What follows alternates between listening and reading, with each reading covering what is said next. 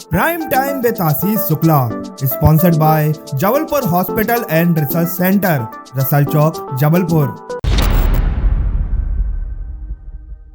Yash Bharat prime time with Ashish Shukla में आज हम एक बहुत महत्वपूर्ण विषय पर बात करने आपके सामने उपस्थित हुए हैं। हमारे साथ हैं जबलपुर ही नहीं, देश और प्रदेश में बहुत प्रतिष्ठित अपना चिकित्सा व्यवस्था में अपना नाम रोशन करना, और जबलपुर को अभी नाम रोशन हुआ है। डॉक्टर परिमल स्वामी जी हमारे साथ हैं। मैं डॉक्टर परिमल स्वामी जी को पहले स्वागत करता हूं। इतने व्यस्त के समय आपने हमें समय दिया और नए वर्ष की आपको हार्दिक शुभकामनाएं। धन्यवाद आशीष जी, बहुत बहुत धन्यवाद। आप मुझे हमेशा यश भारत के इस विशेष सेशन में बुलाते हैं, उसके लिए धन्यवाद।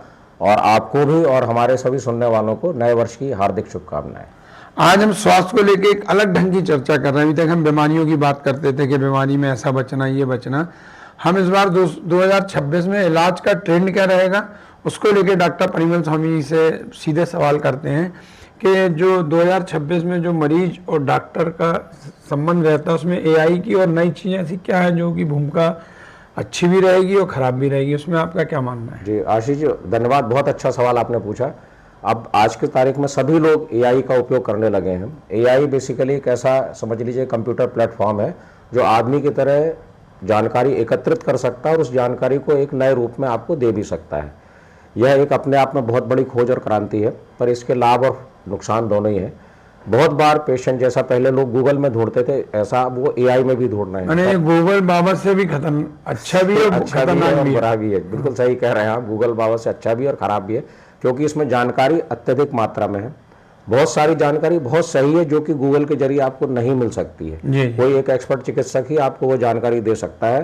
पर कई बार, जिसे हम लोग एआई हेलुसिनेशन भी कहते हैं, हेलुसिनेशन का मतलब होता है कि जैसे कोई व्यक्ति जिसका कि मानसिक संतुलन ठीक नहीं, वो कई तरह की चीजें देख लेता है और सोच लेता है, इसको हम हेलुसिनेशन कहते हैं। तो एआई हेलुसिनेशन भी होता है। वो आपको ऐसी जानकारी दे सकता है जो कि साइंटिफिकली ठीक ना हो, आपके शरीर के लिए हानिकारक भी हो।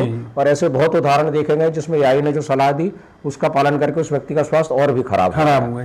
तो मेरी सभी से गुजारिश ये है, खासकर ऐसे व्यक्ति जिनका कि मेडिकल बैकग्राउंड नहीं है, वो कोई भी मेडिकल जानकारी अगर उससे लेते हैं तो उसे जरूर ग्रहण करें, पर किसी प्रॉपर क्वालिफाइड चिकित्सक के पूछने के बाद ही उसका प्रयोग करना शुरू करें। एआई में जैसे भी आप एक बता रहे थे कि कोई गैस्ट्रो वाला मरीज था, तो उसका क्या विवरण? अब जैसे किसी व्यक्ति को कोई गैस्ट्रिक संबंधी प्रॉब्लम है, लिवर संबंधी प्रॉब्लम है, वह एआई पर अपना प्रश्न डालता है। पर यह हम आज भी ध्यान रखें कि जो व्यक्ति जो मेडिकल स्पेशलिस्ट नहीं है, मेडिकल डॉक्टर नहीं है, वह जो डेटा डाल रहा है उस डेटा की एक लिमिट है। कोई चिकित्सक जब किसी पेशेंट को देखता है तो वो बहुत सारी ऐसी चीज़ों को ध्यान भी रखता है जो कि एकदम से सामने क्लियर नहीं, ऑब्वियस नहीं है। वो बहुत सारी पुरानी हिस्ट्री भी लेता है। पर जो मेडिकली ट्रेंड व्यक्ति नहीं है, वो आज उसके पास में क्या इन्फॉर्मेशन है उसी को वो एआई प्लेटफॉर्म पर डाल देगा। जब हम ऐसा करते हैं तो हम जो इनपुट दे रहे हैं उसी हिसाब से आउटपुट मिलेगा हमें। तो एक कंप्यूटर की लैंग्वेज में पुराना जो शब्दावली है वो है कि you put garbage and you get garbage, यानी कि आप कचरा डालोगे तो कचरा ही मिलेगा। तो इसी तरह से उस जानकारी के साथ भी हो सकता है। तो उन्होंने बहुत ही लिमिटेड जानकारी उस पर डाली, जिसके आधार पे एआई ने रिस्पांस उस जानकारी के हिसाब से ठीक दिया, पर मरीज के हिसाब से ठीक रिस्पांस नहीं दिया, जो ठीक उत्तर था, नहीं मिलना था। पर ऐसी चीजों का अगर हम प्रयोग एक्चुअल में कर लेते बिना डॉक्टर की सलाह के, तो हमारे शरीर को इससे नुकसान भी हो सकता है। मतलब ये माने कि एआई अपनी जगह महत्वपूर्ण है, लेकिन इलाज में आपको बेहतर चिकित्सक का ही परामर्श के चलना चाहिए। चिकित्सक का परामर्श चलना चाहिए, और आपके डॉक्टर को भी अब एआई के प्रति सचेत होकर उसका उपयोग खुल के करना चाहिए। खुल के मेरा कहना है। एआई का फायदा क्या है? फायदा ऐसा है कि जैसे अगर मुझे किसी मरीज के बारे में बैकग्राउंड जानकारी है, वो कई तरह की दवाई ले रहा है, जो दवाइयाँ कुछ मैंने नहीं लिखी है, कोई दवाई, मान लीजिए पेशेंट को कैंसर है, डायबिटीज है, ब्लड प्रेशर भी है, वो ब्लड प्रेशर और डायबिटीज की जो दवाई ले रहा है उसकी जानकारी मुझे संपूर्ण रूप से है। लेकिन हर व्यक्ति जानता है कि ज्ञान की एक लिमिट है, नॉलेज की एक लिमिट है।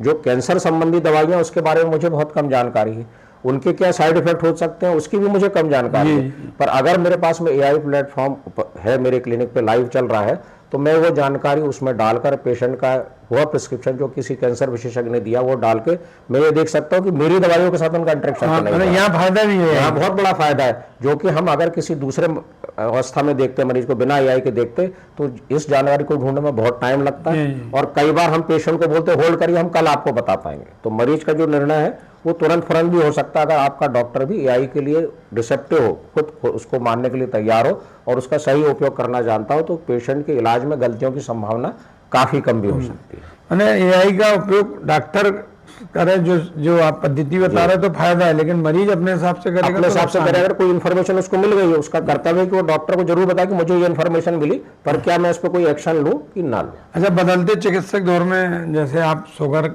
के बारे में आपको जानकारी है, अस्थमा की अच्छी जानकारी है, बहुत सारे लोग आपके इलाज से बेहतर जीवन जी रहे हैं। शुगर में क्या पहले क्या होता रहा, जैसे किसी को शुगर है तो एक परमानेंट गोलियां चलती थी, ये खाना है, अब क्या बदलाव है शुगर के इलाज में? अगेन ये बहुत ही अच्छा सवाल, और ये आपका सवाल जो 2026 और उसके ऑनवर्ड की दिशा को बता रहा है जी कि अब जो जमाना है वो पर्सनलाइजेशन का है। पर्सनलाइजेशन का मतलब है कि मरीज, उसका शरीर की बनावट, उसकी जो जेनेटिक हिस्ट्री है, माता पिता की उसकी कहानी, उसके खाने पीने का तरीका, उसकी आज की रिपोर्ट है, उसके आधार पर एक विशेष ट्रीटमेंट बनता है जिसमें यह तक बताया जा सकता है कि आप किस प्रकार की एक्सरसाइज करें, आपको डंबल उठाना ज़्यादा चाहिए कि आपको पैदल ज़्यादा चलना चाहिए, आपके भोजन में किन अनाजों का समावेश होना चाहिए, कौन से फल आपके लिए अच्छे हैं, कौन से फल आपके लिए खराब है, कौन सी सब्जी आपके लिए अच्छी, कौन सी सब्जी आपके लिए खराब है, कितनी कैलोरी है, खाने का टाइमिंग क्या रखें, इतना तक का पर्सनलाइजेशन हम एआई प्लेटफॉर्म की मदद से कर सकते हैं। तो जिसको हम पर्सनलाइज ट्रीटमेंट कहते हैं, और ये पर्सनलाइज ट्रीटमेंट हर व्यक्ति के लिए अलग हो सकता है। और आज का जमाना उसी का, जो कहना ये नहीं चाहिए कि आने वाला है, ये ऑलरेडी आ गया है। बहुत सारे लोग, जैसे मान लो मेरे को शुगर है उदाहरण के लिए, तो आप पहले यदि 5 साल पहले शुगर होती तो एक परमानेंट प्रिस्क्रिप्शन से आप दवाई देते हैं। आज की डेट में आप मेरा पूरा इतिहास पता करके दवाई लिखेंगे, पता करके मैं और मेरी वाइफ को मान लो शुगर है तो वाइफ की शुगर की दवाई अलग होगी, मेरी अलग प्रिस्क्रिप्शन हो सकता है। आपके शरीर की बनावट, भविष्य में होने वाले किसी प्रॉब्लम को एंटिसिपेट करके हम पहले से वो दवाइयां उपयोग कर सकते हैं जिससे कि कॉम्प्लिकेशन ना रहे। और आज के समय में, और पहले भी ये था कि जो बचाव है वो इलाज से हमेशा बेहतर रहता है। तो जो पर्सनलाइजेशन है उसका उद्देश्य ये है कि हम आपके लिए ऐसा इलाज डिजाइन करें जो कॉम्प्लिकेशन की दर को, या तो कॉम्प्लिकेशन को होने ना दे, और अगर अवश्य कॉम्प्लिकेशन है तो उसकी दर को बहुत कम कर दे। जी, तो सवाल यहाँ उठता है डॉक्टर साहब के, ये आप तो इतनी गहराई से इलाज कर रहे हैं, मरीज का क्या दायित्व है? नहीं, मरीज का दायित्व जैसे मेरा जो इलाज हुआ है, तो मैंने जो अनुभव किया है, मरीज और डॉक्टर 50-50% रहते हैं। बिल्कुल आप ठीक कह रहे हैं, क्योंकि जो मरीज है, बहुत सारी चीजें डॉक्टर के साथ में पेशेंट, खासकर लंबी बीमारी में, केवल ज़्यादा से ज़्यादा 15-20 मिनट रहने वाला है। कंसल्टेशन का टाइम 10-15-20 मिनट रहने वाला है, पर पेशेंट के साथ में बीमारी लाइफ लॉन्ग के लिए। तो किसी भी मरीज को अपनी बीमारी के प्रति चैतन्य रहना चाहिए। दूसरा, जो मेरा आज के समय में बहुत सभी लोगों से गुजारिश है कि वो अपनी, जैसे हम हर चीज़ का रिकॉर्ड रखते हैं, बैंक का रिकॉर्ड, इवन घर के जो खर्चे का रिकॉर्ड, बिजली के खर्चे का रिकॉर्ड, सारी चीज़ों का रिकॉर्ड रखते हैं। तो अब आज के तारीख में पेशेंट को अपने शरीर के बारे में जो जानकारी है, उसका रिकॉर्ड, पल्स, ब्लड प्रेशर, उसकी शुगर की वैल्यू, पुरानी रिपोर्ट, ये किसी न किसी रूप में प्रिजर्व रखना चाहिए, क्योंकि पुरानी हम जब ये रिपोर्टें देखते हैं तो उससे हमें आगे के इलाज के लिए बहुत सारी जानकारी और इंसाइट मिलता है।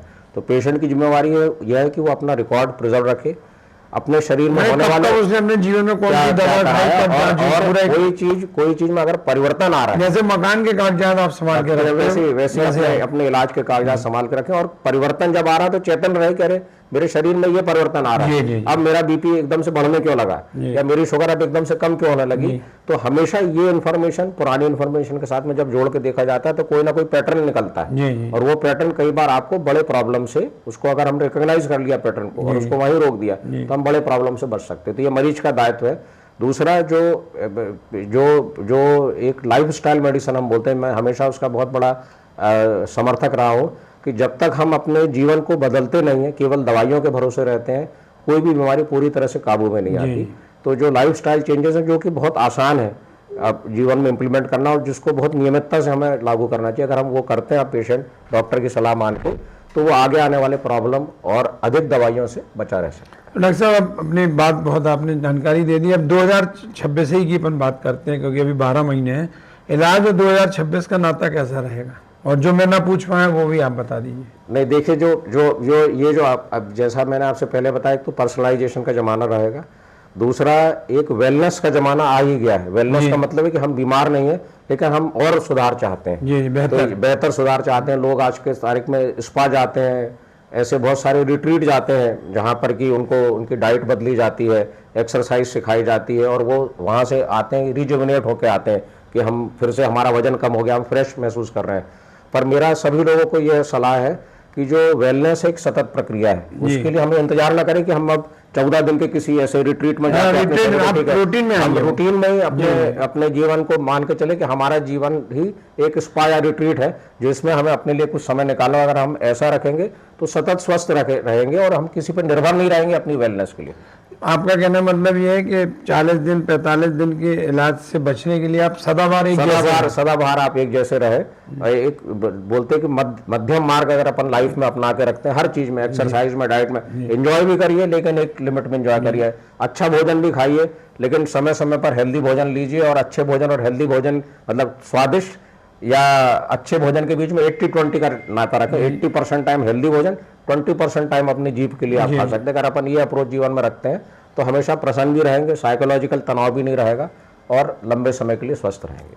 अब डॉक्टर साहब, अगली बार जो मैं आपसे बात करूंगा वो बच्चे 12 से 18 के बीच आते हैं, उनको क्या क्या सावधानी बरतना अगले अपन बात जरूर। और ये बहुत महत्वपूर्ण टॉपिक रहेगा क्योंकि देश की जो मैंने आपसे पहले से बोल दिया भावी जो पीढ़ी, मेरा मानना 12 से 18 की उम्र बहुत महत्वपूर्ण होती है, बहुत महत्वपूर्ण। और उस समय में भी अगर ये सारी अच्छी आदतें पड़ जाए तो देश की भावी पीढ़ी, आप जब भी समय देंगे तो अपन 12 से 18 की बात। बहुत बहुत धन्यवाद। आपने डॉक्टर परिमल स्वामी को सुना। आप हम लोग का मानना है कि हम लोग की चर्चा सार्थक होगी आप यदि इसको अच्छे से स्वीकार करेंगे।